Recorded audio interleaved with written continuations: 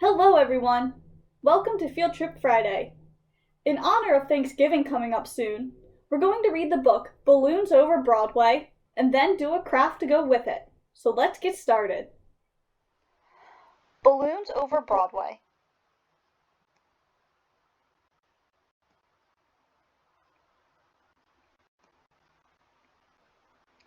Every little movement has a meaning of its own. From the time he was a little boy, Tony Sarg loved to figure out how to make things move. He once said he became a marionette man when he was only 6 years old. His father had asked him to feed their chickens at 6:30 in the morning, every day. Tony had an idea. What if he could feed the chickens without leaving his bed? He rigged up some pulleys and ran rope from the chicken coop door to his bedroom window. That night he spread the chicken feed outside the chicken coop door. The next morning Tony pulled on the rope and the door to the chicken coop opened. Chickens ate their breakfast, Tony stayed snug in his bed, and his dad, so impressed, never made Tony do another chore. When Tony grew up, he moved to London, where he discovered that no one was making marionettes for kids anymore. So out of wood, cloth, and strings, Tony began to make puppets. He figured out ways to make his marionettes move so lifelike that they performed as if they were real actors. Word soon spread about. When Tony moved to New York City, the Tony Sarg marionettes began performing on Broadway. In the heart of New York City, in Herald Square, was the biggest store on earth, R.H. Macy's department store. Macy's had heard about Tony's puppets and asked him to design a puppet parade for the store's holiday windows. So Tony made new puppets based on storybook characters, then attached them to gears and pulleys to make them move.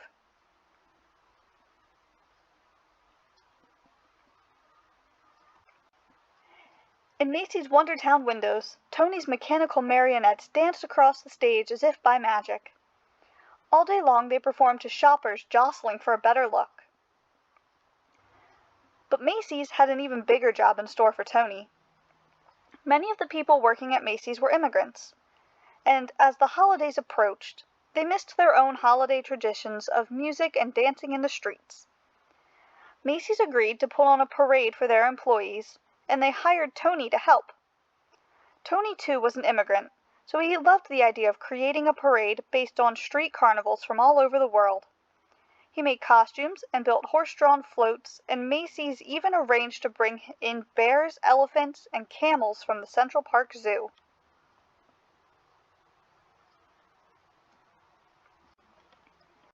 The animals joined hundreds of Macy's employees on Thanksgiving Day 1924, winding their way from Harlem to Herald Square. It was a dazzling parade.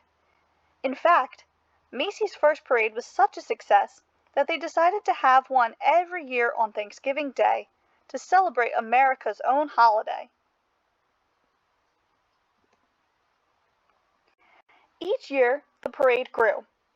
But when Macy's brought in lions and tigers, in addition to the bears, elephants, and camels, the animals roared and growled and frightened the children. Macy's asked Tony to replace the animals.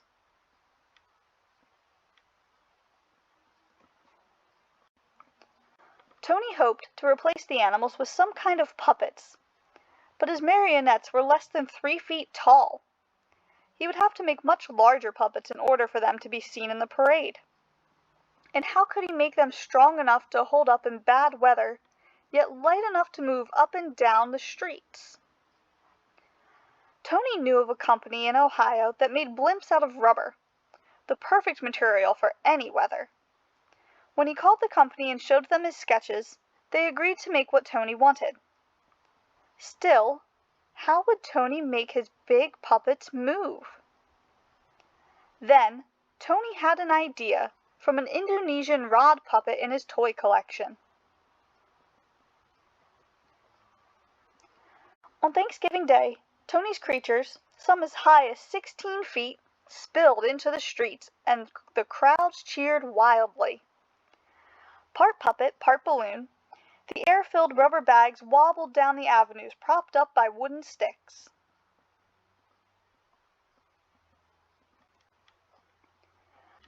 But now the sidewalks were so packed with people that only those in the first few rows could really see the parade. Tony realized his puppets would have to be even bigger and higher off the ground. And though the sticks helped steer the puppets, they were stiff and heavy. Tony wanted his balloons to articulate, to move and gesture more like puppets. But how? With a marionette, the controls are above and the puppets hang down. But what if the controls were below and the puppet could rise up?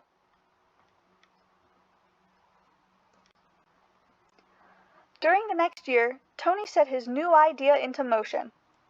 This time he asked the company in Ohio to make balloons out of rubberized silk, as strong as rubber, but lighter than rubber alone.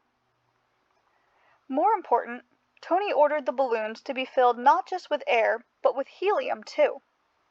Since helium is lighter than air, it would make the balloons rise. Once the puppets were completed, they were deflated and shipped back to Tony in New York. Tony did not know if everything would go as planned. It was still dark on Thanksgiving morning when Tony filled the balloons with helium, tethering them down with sandbags. By 1 p.m., the sidewalks were packed with people ready for the parade. Then, one by one, Tony cut the lines to the sandbags.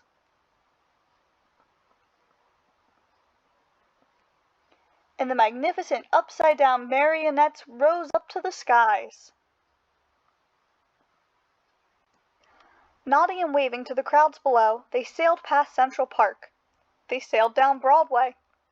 They shimmied and swayed through the canyons of New York City. High above the crowds, they flounced in the afternoon wind, pulling the rope handlers this way and that.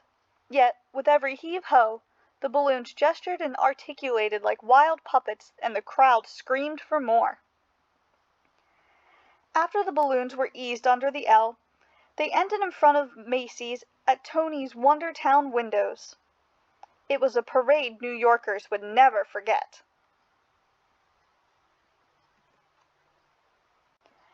And from that day on, every Thanksgiving morning, crowds have lined the sidewalks of New York City to see what balloons would rise to the skies for Macy's famous parade.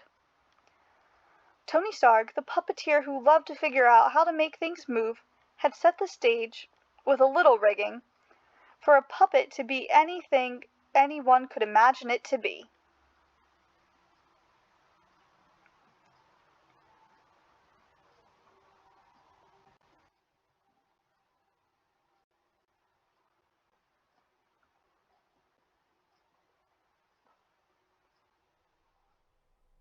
For our craft, we're going to make our own balloon puppets using a balloon. And if you don't have a balloon or you don't want to use one, you can draw the shape of a balloon on a piece of paper. We're also going to need some paper, and you can use colored paper or color on a piece of white paper, scissors, a pencil, and some tape.